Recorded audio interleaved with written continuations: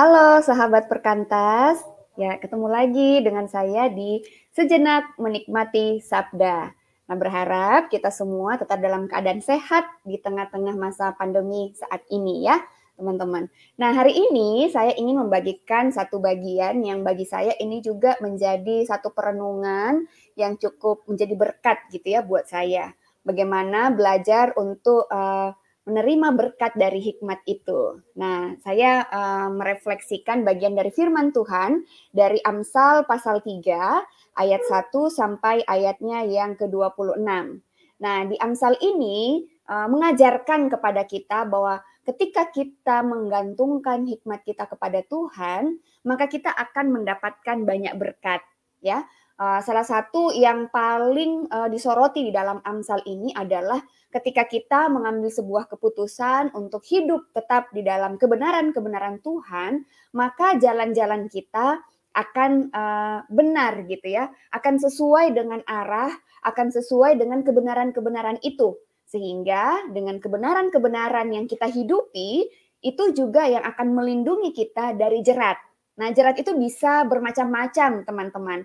Bisa jerat keuangan gitu ya, apalagi sekarang juga lagi trending bahwa wah, sepertinya kita akan sukses ketika kita punya banyak uang. Maka tidak heran banyak sekali di konten-konten yang mereka mulai membagikan gitu ya, bagaimana tips supaya menjadi cepat kaya.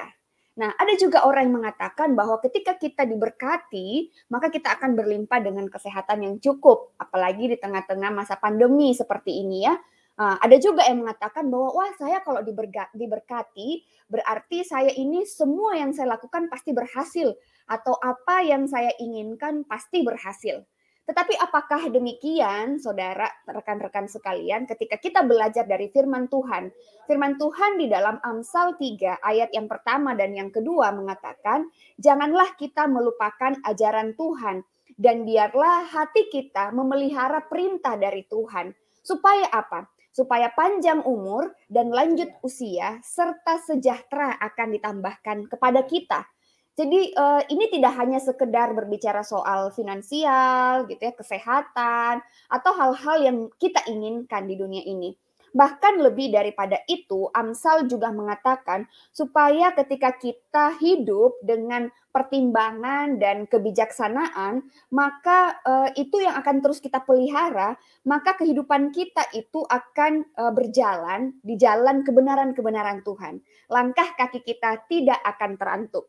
Contoh yang paling sederhana, yang paling sering kita dengar, itu adalah kisah Salomo, seorang raja yang di dalam perkenanan Tuhan mendapatkan hikmat karena ia memintanya dari Tuhan.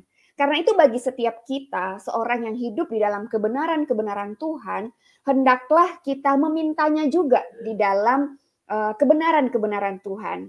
Karena itu ada begitu banyak sekali nilai-nilai dunia, ada begitu banyak sekali juga ajaran-ajaran dunia, pengetahuan-pengetahuan dunia, bahkan banyak sekali hal yang sangat bisa mempengaruhi kehidupan kita.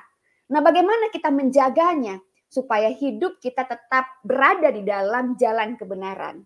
Nah, seperti kata Amsal, peliharalah perintah-perintah Tuhan itu di dalam kehidupan kita. Hidupilah kebenaran-kebenaran itu sesuai dengan firman-Nya. Mintalah hikmat daripada Tuhan supaya jalan kita tidak terantuk. Sehingga kita bisa memutuskan manakah yang baik, apa yang berkenan kepada Allah, dan yang sempurna. Ya, supaya apa? Supaya seperti di dalam Amsal pasal 3, karena Tuhanlah yang akan menjadi sandaran kita dan akan menghindarkan kaki kita dari jerat dunia. Nah, karena itu sahabat perkantas, biarlah setiap hari di dalam kehidupan kita, kita meminta hikmat dari Tuhan. Karena berkat dari hikmat itu sendiri melebihi dari apa yang dapat kita bayangkan. Bisa berkat karena pengetahuan yang benar akan Tuhan, bisa damai sejahtera dari Tuhan, bisa kekayaan, kesehatan, kekuatan, dan itu berdasarkan anugerah yang Tuhan karuniakan kepada kita di dalam kemurahannya. Karena itu, mari kita hidup terus di dalam kebenaran-kebenaran Tuhan dan mintalah Tuhan menolong kita supaya kita diberikan hikmat-Nya untuk menjalani kehidupan kita di tengah-tengah dunia ini. Amin. Oke, halo Kak Feng. Halo. Ya, thank you Kak untuk renungannya yang disampaikan kepada setiap kita gitu ya, ngomongin tentang berkat dan hikmat, berkat dari hikmat kayak gitu. Nah, tapi ngomongin Ya, berkat nih Kak, mungkin ada satu hal yang bisa jadi bahan diskusi kita kali ya. Apa namanya, betul.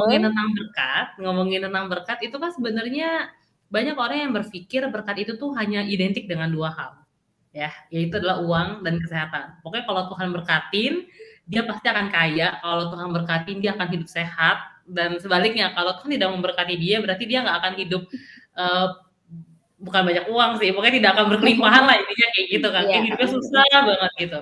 Nah terus gimana ya Kak kita melihat bahwa atau kayak gini, bagaimana cara pandang kita melihat hal ini? Kalau Tuhan tuh pasti akan memberkati setiap kita gitu, bahkan orang yang percaya pun Tuhan berkati gitu. Gimana cara melihat bahwa berkat itu nggak cuma dari dua hal ini doang gitu Kak? Iya, jelas ya Novia, berkat itu tidak terbatas hanya sekedar uang dan kesehatan aja gitu ya. Yang itu yang perlu kita pahami sehingga kita tidak membatasi berkat-berkat yang Tuhan mau nyatakan bagi kita gitu ya. Bahkan salah satunya ketika kita berhadapan dengan banyak pergumulan yang berat gitu ya. Justru ketika kita dikaruniakan damai sejahtera untuk menghadapi pergumulan itu pun juga berkat, Nov. Bahkan juga misalnya ketika kita berhadapan dengan pergumulan-pergumulan yang berat, kemudian Tuhan mengaruniakan kita kesanggupan untuk menjalaninya, bagi saya itu juga berkat. Sehingga kita tidak membatasi cara kerja Tuhan untuk mau menyatakan berkat-berkatnya setiap hari gitu ya. Seperti kan ada lagu, hitunglah berkatnya pasti kau lega gitu ya. Nah, berkat-berkat Tuhan itu jangan kita persempit dari hanya sekedar uang dan kesehatan saja. Namun tentu Tuhan juga bisa memberkati kita dengan mengaruniakan keuangan yang cukup gitu ya, kesehatan yang cukup. Tetapi yang lebih besar daripada itu, berkat yang kita terima ketika kita memohon hikmat dari Tuhan sebenarnya seperti kata Amsal gitu ya, hikmat itu jauh lebih besar daripada semuanya itu. Ya, karena kita bisa merasakan kasih dan setia Tuhan. Dan itu kita kalungkan di dalam leher kita, dalam loh hati kita, sehingga penyertaan Tuhanlah yang jauh lebih penting. Penyertaan Tuhanlah itulah berkat yang tak terkira gitu ya. Dan itu yang akan memberikan kita kemenangan sebenarnya untuk menghadapi pergumulan-pergumulan kehidupan. Jadi sekalipun ya seperti tadi yang saya sempat singgung di renungan tadi ya, banyak sekali orang lagi suka pamer-pamer kekayaan nih di internet gitu ya, di sosial media. Nah, banyak orang pasti tertarik ya, wah hidupnya diberkati Tuhan, sekali sekali mencari cuan gitu ya, langsung dapet gitu. Kok aku enggak? Jadi kita sudah mulai membandingkan diri nih, lalu kemudian kita menuduh Tuhan bahwa Tuhan tidak memberkati hidup kita. Padahal kan tidak demikian. Justru dengan hikmat kita, kita bisa menilai pandangan-pandangan seperti itu, lalu kemudian kita bisa bijaksana mengambil langkah bagaimana kita meresponi gitu ya nilai-nilai dunia yang seperti itu. Bagi saya itu juga berkat Tuhan. Karena Tuhan menjaga kita, memelihara kita dari jalan yang sesat. Itulah berkat dari hikmat yang kita minta dari Tuhan. Salah satunya gitu sih, Nov. Oke, thank you Kak Fen. Jadi yang harus kita pahami adalah hikmat dari Tuhan itu tuh jadi hal yang paling penting gitu ya kayak. Jadi bukan cuma tentang Betul. uang atau enggak bukan cuma tentang kesehatan doang, tapi banyak Iya, aspek yang Tuhan bisa berikan melalui berkatnya gitu. Jadi kayaknya betul. agak sedih gitu kalau kita kayak mengkungkung Tuhan hanya dengan Mm-mm. kemampuan cara kita berpikir gitu ya. Padahal Betul Tuhan tuh nggak sekali. bisa kita prediksi intinya gitu. Dibatasi, iya betul. Oke, thank you Kak Feng untuk jawabannya, Sama-sama. untuk renungannya yang disampaikan kepada setiap kita dan boleh meminta Kak Feng juga ya menutup kita di dalam doa untuk renungan siang hari ini. Silakan. Oke, baik Nov. Rekan-rekan sekalian, mari kita berdoa. Bapak, kami sungguh bersyukur ada begitu banyak pandangan-pandangan di dunia ini mengenai berkat, dan ada begitu banyak juga hal-hal di dunia ini yang bisa membuat kami meragukan penyertaan Tuhan dalam hidup kami. Karena itu kami memohon hikmat dari Tuhan, supaya Tuhan menolong kami, bahkan untuk melihat berkat-berkat yang Tuhan nyatakan bagi kami. Kami boleh melihatnya di dalam perspektif Tuhan, bahwa Tuhan tetap baik adanya, dan Tuhan akan mengaruniakan itu kepada setiap orang yang meminta hikmat daripada Tuhan. Karena itu ajar kami Tuhan, supaya kami bisa menjaga kehidupan kami untuk tetap berjalan di dalam kebenaran-kebenaran Tuhan, sesuai dengan perintah-perintah-Mu dan sesuai dengan firman-Mu yang Engkau nyatakan bagi kami. Terima kasih Tuhan untuk renungan yang boleh kami nikmati bersama ini, kiranya bisa menguatkan kami untuk menjalani segala tantangan dalam hidup kami. Yang terpenting adalah kasih dan penyertaan Tuhan bagi hidup kami. Di dalam Kristus Yesus Tuhan kami naikkan syukur kami kepadamu ya Bapa. Amin. Oke, dan saatnya aku bersama Kak Feng akan undur diri dari layar kaca teman-teman, dan sampai jumpa di Iya. SMS selanjutnya. Bye-bye. Dadah.